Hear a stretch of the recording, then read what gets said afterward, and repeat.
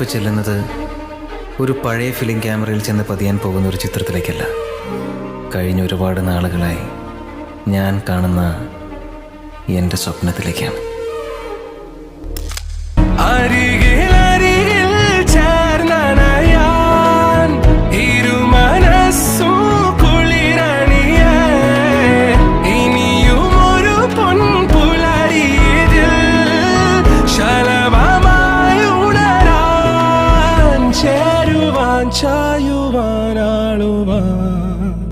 നിങ്ങളുടെ സൗഹൃദത്തിന്റെ പ്രത്യേകത അറിയാം.